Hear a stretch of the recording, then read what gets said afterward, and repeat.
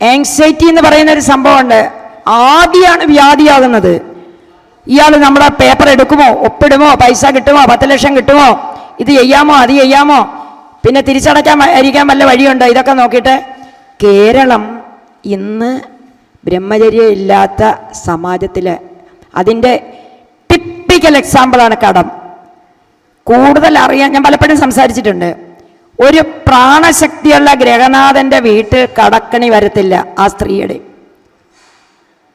അപ്പോൾ നമുക്കുണ്ടാകുന്ന ഷുഗർ, നമുക്കുണ്ടാകുന്ന പ്രഷറ്, നമുക്കുണ്ടാകുന്ന കടത്തിൻ്റെയൊക്കെ യഥാർത്ഥ കാസ് ആൻഡ് എഫക്റ്റ് നോക്കുവാണെങ്കിൽ ആ വീട്ടിൽ ബ്രഹ്മചര്യമില്ല.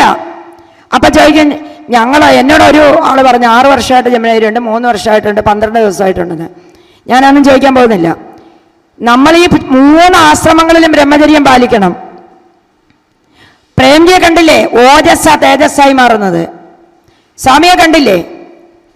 അപ്പൊ ബ്രഹ്മചര്യം ഇല്ലെങ്കിൽ എന്താണ്, എക്സ്പെൻഡിച്ചർ അക്കൗണ്ടിലേക്ക് പോവുകയാണ് നമ്മുടെ ഭാഗ്യം. അപ്പോൾ നമുക്ക് ഷുഗറായി, പ്രഷറായി, നമ്മൾ അടിമയായി ഭൗതികതയ്ക്ക്. നല്ല വീര്യവാനാണ് അയാളെന്ന് പറയും. ക്ഷത്രിയ വീര്യം എന്ന് പറയത്തില്ലേ നമ്മള്. അയ്യപ്പൻ്റെ വീര്യമൊക്കെ അങ്ങനല്ലേ. അതുപോലെ ഞാൻ ഉപദേശിക്കാൻ ആളല്ല, രഹസ്യമാണിത്. ഈ സിദ്ധസംഗമത്തില് ബ്രഹ്മചര്യം പാലിക്കണം. ഭാര്യയെ കൂടെ പിടിച്ച് കിടത്താതിരിക്കുന്ന ബ്രഹ്മചര്യമല്ല. മനസ വാച കർമ്മണ ഒരുവന്റെ ഓജസ്, വീര്യം, ശോഷണം വരാതിരിക്കാനുള്ള അഭ്യാസമാണ് ബ്രഹ്മചര്യം. ആ വ്യവസ്ഥതയിലേക്ക് നമ്മൾ കടക്കുമ്പോൾ ധനമുണ്ട്. ധനികനായ ആളുകളെ നോക്കണം. അവർക്ക് ഭാര്യമാരെയോ നോക്കാൻ നേരമില്ല. അവരവരുടെ ബിസിനസ്സിലേക്കാണ്, അവരവരുടെ എന്താ പറയേണ്ടത്, ബഹിരാകാശത്തേക്ക് ഓരോന്ന് വിട്ടുവിടുന്നു. അവരിത് തന്നെ ശ്രദ്ധിക്കുന്നത്. ഓജസ്സാണ്. ഓജോബലം തേജസ്സായി മാറും. അപ്പോൾ നമ്മൾ ഒന്ന് മനസ്സിലാക്കണം, സിദ്ധർകൾ ആരെന്ന് വെച്ചാൽ വീര്യം കെട്ടുന്നവരാണ്. അവരുടെ മരുന്നുകളൊക്കെ ഉണ്ട്. അഗസ്ത്യ പരമ്പര ഭോഗർ 700 എന്ന് പറഞ്ഞുണ്ട്. അഗസ്ത്യരാണ് ഏറ്റവും കൂടുതൽ ആയുർവേദത്തിനും മനുഷ്യ ശരീരത്തിനും. കാര്യം ഇവർക്കൊക്കെ നമ്മൾ ഉച്ചി തൊട്ട് ഉള്ളംകാലി പോലെ ഇവർക്കറിയാം. സ്വാമിയുടെ അടുത്തൊക്കെ ഞാൻ പോകുന്നതിൻ്റെ കാര്യം അതാണ്. ഏതെങ്കിലും ഒരു നാടി പെശകായിട്ട് കിടന്നാൽ അവർ പിടിച്ചെടുക്കും. അത് നമ്മുടെ എല്ലാ നാടിയും തളർന്നിരിക്കുകയാണ്. പിന്നെ നമ്മൾ വില്ലുവിനും ആട്ടുന്ന കേൾക്കും. ഇവിടെ കുത്തിക്കോടാന്ന് പറഞ്ഞാൽ ഓട്ട് കുത്തിയിട്ട് പോരും. പിന്നെ അവൻ പറയുന്നത് കേൾക്കേണ്ടി വരും. വടക്കേ ഇന്ത്യയിലേക്ക് നമ്മൾ പോയി നോക്കണം. 600 കോടി വന്നതില് എവിടുന്നാ വന്നത്? 3-4 സംസ്ഥാനം കടന്ന് പോകുമ്പോൾ അറിയാം, കടുകും ഗോതമ്പും ഒക്കെ കൃഷി ചെയ്യുകയാണ്. നല്ല ബലവാന്മാരാണ്. കേരളത്തെ സംബന്ധിച്ചിടത്തോളം എനിക്ക് സങ്കടമേ പറയാനുള്ളൂ. ബ്രഹ്മചര്യം എന്ന് പറഞ്ഞാൽ പുച്ഛിക്കും. 2 പിള്ളേർ ജനിച്ചാൽ മാക്സിമം, പിന്നെ ഭാര്യയെ അമ്മയായിട്ട് കാണാം. പുത്രി ഭഗവനി, സഹോദര ഭാര്യയും പുത്രവധുവും മാതാവിനൊക്കുമേ. ഇന്ന് പുത്രവധുവിന് പോലും വീട്ടിൽ താമസിക്കാൻ പറ്റില്ല. പ്രഭാകര സിദ്ധിയോഗി പറഞ്ഞത് അമ്മയായിട്ടും ഭാര്യയായിട്ടും മകളായിട്ടും സ്ത്രീ ഒന്നേ ഉള്ളടി ലോകത്തെന്ന് പറഞ്ഞു അല്ലേ. ആദ്യം മകളായി വാത്സല്യം കാണിക്കും പിതാവിനോട്, പിന്നെ ഭാര്യയായി ഭർത്താവിനോട് റൊമാൻസ് കാണിക്കും, പിന്നെ അത് അമ്മയാകുമ്പോൾ വാത്സല്യമായി, പിന്നെ മുത്തശ്ശിയായി വാത്സല്യമായി. ആ ഒരു സ്ത്രീയെ മനസ്സിലാക്കുക, പ്രകൃതിയാണ് അവള്. അതിനെ പരിരക്ഷിക്കുക. അതിൻ്റെ കയ്യിലിരിക്കുന്ന ആ ഒരു സമ്പത്ത്, ആത്മീയ സമ്പത്ത് ലോകത്തിന് കൊടുക്കണം. വാത്സല്യം. അച്ഛൻ പറയും ചോര നീരാക്കി പണിതെന്ന്. എവിടെ ചോര നീരാക്കുന്നു? ഇന്നലെ വരെ ഭർത്താവിന് പ്രിയങ്കരിയായിരുന്ന ആ സ്ത്രീയുടെ മാറിടത്തിലെ രക്തമാണ് വാത്സല്യ ദുഗ്ധം. അത് കുടിച്ച് വളർന്നവരാണ് നമ്മൾ. വാത്സല്യം കൊണ്ടാണ് അത് പാലായത്. ഒരു പശു അതിൻ്റെ ക്ഷീരം തനിയെ കുടിക്കുന്നില്ല. മനുഷ്യനാണ് ഉപഭോക്താവ്. നമ്മളെ ഉപഭോക്തൃ സംസ്കാരത്തിലാക്കി കഴിഞ്ഞു. പെണ്ണും പണവും, പെണ്ണും ഭൂമിയും. ഇതിൽ നിന്ന് വിമുക്തമായി കഴിയുമ്പോൾ ഏകദേശം വിമുക്തമായവരാണ് ഇവരെല്ലാം.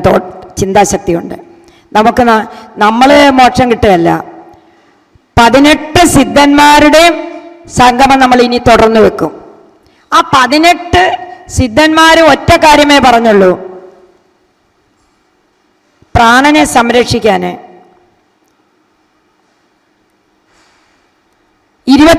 3600 പ്രാവശ്യം ശ്വസിക്കുന്നുണ്ട്. നമ്മൾ മനസ്സിലാക്കിയതാ. ഗുരുനാഥനായ പ്രഭാകര സിദ്ധയോഗി അമ്പലപ്പുഴ ക്ഷേത്രത്തിൽ ഒരിക്കൽ 80കളിൽ ചെന്നിട്ട്, അല്ല 80-ന് മുമ്പ് 80കളിൽ അദ്ദേഹത്തിൻ്റെ ആ സംഭവം നടന്നു.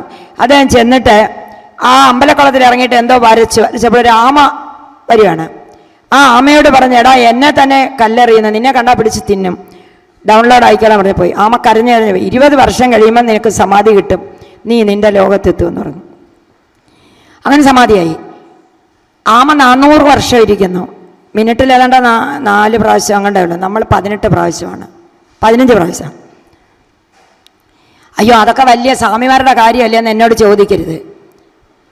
വൃത്തികെട്ട സീരിയൽ കാണുക, വൃത്തികെട്ട അന്തിച്ചർച്ച കാണുക, സന്ധ്യയ്ക്ക് കുത്തിയിരുന്ന് നമ്മുടെ കാശ് കൊടുത്ത് പോയിട്ട് വൃത്തികെട്ട ചാറ്റിങ് ചെയ്യുക, ആവശ്യമില്ലാത്ത സെലിബ്രിറ്റികളുടെ കുടുംബകാര്യവും അവരുടെ കല്യാണ കഥകളും കാമുകിയുടെ കഥകളും ഒക്കെ കേൾക്കുക. സ്ത്രീകളാണ് കൂടുതലും ഇതിൽ വീണു പോകുന്നത്. ഇത് പ്രാണനെ ഇല്ലാതാക്കും. പ്രാണനില്ലാതെ എങ്ങനെയാണ്? പ്രാണൻ പോയ ശവം എവിടെങ്കിലും സീരിയൽ കാണുമോ? ശവം എവിടെങ്കിലും TV കാണുമോ? അപ്പം അദ്ദേഹം പറഞ്ഞു കഴിഞ്ഞു, നഷ്ടപ്പെടുത്തിക്കൊണ്ടിരിക്കുകയെന്ന് അവർ പറഞ്ഞു. ഞാനത് ഡെമോൺസ്ട്രേറ്റ് ചെയ്യുന്നതേ ഉള്ളൂ, അവരൊക്കെ അത്രേ പറയുള്ളൂ. അപ്പോൾ ഇതൊന്നും കാണാതിരിക്കുക, രാവിലെ പത്രം എടുത്ത് നോക്കാതിരിക്കുക, രാവിലെ പ്രണവം എടുക്കുക. അദ്ദേഹം പറഞ്ഞു ഓങ്കാരം എടുക്കുക, ഓങ്കാരം എടുക്കുക. ഒരാൾ നട്ടല് നോർത്തുന്നുകൊണ്ട് പറയും, നട്ടല് നോർത്തായിരിക്കും. ഓങ്കാരം എടുക്കുക, എല്ലാം കിട്ടുമെന്ന് ഒന്ന് വിശ്വസിച്ചൂടെ? രാവിലെ ഓങ്കാരം എടുക്ക്, കെട്ട പത്രം വായിക്കാൻ പോകാതെ. ആ ഓങ്കാരം എടുത്തു കഴിയുമ്പോൾ മറ്റെല്ലാം നമ്മളിന്ന് നെഗറ്റീവ് ഇല്യൂമിൻ എന്ന് പറഞ്ഞൊരു ദുഷ്ടശക്തി ഉണ്ടെന്നാണ് ഇപ്പം നാസ പറയുന്നത്, ചെകുത്താന്. അത് എവിടെയെങ്കിലും നല്ല കാര്യത്തിന് പോകുന്ന കുടുംബത്തെ കലക്കും, കലിയെന്ന് നമ്മൾ പറയും. അത് കയറാതിരിക്കണമെങ്കിൽ നമ്മൾ ആ സമാനമായ ചിന്താഗതി നമുക്ക് വരരുത്, നമുക്ക് കോണ്ടാക്റ്റ് വരരുത്. നമ്മുടെ സമ്പർക്കം ഉന്നതങ്ങളിലായിരിക്കും. അത്യുന്നതങ്ങളിൽ ദൈവത്തിന് മഹത്വം, ഭൂമിയിൽ സന്മനസ്സുള്ളവർക്ക് സമാധാനം. അദ്ദേഹം പറഞ്ഞു കഴിഞ്ഞല്ലോ, ഒന്ന് തൃപ്തരാകുക, ആർത്തി ഇല്ലാതാവുക. നമുക്ക് കിട്ടുന്നത് അതിനങ്ങ് കടം വാങ്ങി ജീവിക്കുന്നവനെല്ലാം നശിച്ചു പോകും, അവൻ്റെ കുടുംബവും. ജപ്തിയാണ്, മൊത്തം ജപ്തിയാണ്. കയ്യിൽ വരുന്നോണ്ട് ദിനങ്ങൾ കഴിക്കാൻ. നമുക്കുള്ളത് പ്രകൃതി ഇവിടെ വെച്ചിട്ടുണ്ട്, അത് തന്നിരിക്കും. അതിലുപരി നാട്ടുകാരൻ്റെ ആർഭാടം കണ്ടുകൊണ്ട് ഇതിനെ പ്രകൃതിയെ എക്സ്പ്ലോയിറ്റ് ചെയ്യുന്നവരാണ് കടക്കണിയിലാകുന്നത്. ഇപ്പോഴത്തെ പുതിയ സയൻറ്റിസ്റ്റുകൾ വരുന്ന, നിങ്ങൾക്ക് എല്ലാം നേടാം, ലായപ്പെട്ട ഒന്നും നേടാൻ പോണില്ല, കിട്ടാനുള്ളതേ കിട്ടത്തുള്ളൂ. ഞാൻ അവിടേക്ക് വരാം. അപ്പം ആമയെപ്പോലെ ഉൾവലിയ, ഒരുപാട് ചാറ്റിങ് വേണ്ട, ഒരുപാട് ബന്ധങ്ങൾ വേണ്ട, ബന്ധവിമോചനമാണ് ആത്മവിദ്യ. കൂടുതൽ കോണ്ടാക്റ്റ് കൂടുന്നവൻ പോക്ക് കേസാ, പെട്ടെന്ന് മരിക്കും. അതുകൊണ്ട് ഈ ഒരു മഹാസംഗമത്തിലേക്ക് വന്ന എൻ്റെ പ്രിയപ്പെട്ട അതായത് അമ്മയുടെ ഈ വീഡിയോ കണ്ട് ബുക്ക് ചെയ്തൊരു ഗുരുവിൻ്റെ, എനിക്കൊന്നുമില്ല, ഞാനൊന്നുമല്ല, പ്രഭാകര സിദ്ധയോഗിയെ വിശ്വസിച്ച് ഗുരുപരമ്പരയെ വിശ്വസിച്ച് വന്നവര്. കാലത്തിൻ്റെ ആവശ്യമാണ് സിദ്ധന്മാര്. മാളങ്ങളിൽ ഒളിച്ചിരിക്കുകയാണ് യഥാർത്ഥ കഴിവുള്ളവര്. തിരുമൂലര് 5000 ഒന്നുമല്ല, തിരുമൂലർ എല്ലാ കാലത്തും ഉണ്ടെന്നാണ് പറയുന്നത്, ചതുർയുഗങ്ങളിലും. അഗസ്ത്യര് ദക്ഷിണ ഭാരതത്തിലേക്ക് വന്നു. അഗസ്ത്യർ ത്രേതായുഗത്തിലും ഉണ്ട്, ശ്രീരാമനും അനുഗ്രഹം കൊടുത്തു. അഗസ്ത്യരുടെ സമാധി കൂടി ഞാൻ പറഞ്ഞു തരാം. അഗസ്ത്യരുടെ സമാധി തിരുവനന്തപുരമാണ്, പത്മനാഭസ്വാമിയിലാണ് അഗസ്ത്യരുടെ സമാധി എന്ന് പറയുന്നത്. ഒരു സമാധി ഇല്ലെന്നും പറയാം. തിരുമൂലര് ചിദംബരത്താണെന്ന് പറയുന്നു. കാലാങ്കിനാഥര് ചൈനയിലാന്ന് പറഞ്ഞൊരു ചൈനക്കാരൻ സ്വാമി. പിന്നെ ഏറ്റവും അടുത്ത് നമുക്ക് കാണാം വൈക്കത്ത് വ്യാഘ്രപാദര് പുലിപ്പാണി സ്വാമി.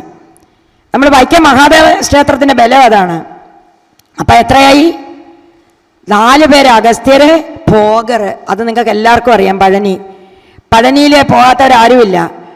പഴനി പോയാലേ ആ നവഭാഷാണ പ്രതിഷ്ഠയല്ല അനുഗ്രഹം തരുന്നത്. അതിൻ്റെ എഞ്ചിനീയർ പടിഞ്ഞാറ്, അതിൻ്റെ ഇങ്ങോട്ട് മാറി ഇടത്തുവശത്ത് ഇരിപ്പുണ്ട്. പ്രസന്നൊക്കെ പോയിട്ട് കണ്ടില്ല എന്ന് പറഞ്ഞ് താഴേക്ക് ഇറങ്ങണം. ഇങ്ങോട്ട് തൊഴുതിങ്ങോട്ട് ഇറങ്ങുമ്പോൾ ആദ്യം നേരെ കാണുന്ന അഗസ്ത്യരുടെ ഭോഗരുടെ സമാധിയാണ്. പിന്നെ അതിൻ്റെ അപ്പുറത്തെ മലയിൽ അദ്ദേഹം ജീവനോട് ഇരിപ്പുണ്ടെന്ന് പറയുന്നുണ്ട്, എതിർവശത്തെ മലയിൽ. ഭോഗറാണ് ഈ നവഭാഷണം കൊണ്ട് വിഗ്രഹം ഉണ്ടാക്കിയിരിക്കുന്നത്. അതൊരു മെഡിസിനാണ്. അദിക്കോട്ടാസൻ്റെ സ്വാമി സുന്നിസ്വാമി പറയും, അതിലൂടെ പാലഭിഷേകം ചെയ്ത് കിട്ടി വെള്ളം കുടിച്ച കുടൽ രോഗങ്ങളെല്ലാം പോകും. ഇങ്ങനെ പറയാനാണെങ്കിൽ ഒട്ടനവധിയുണ്ട്.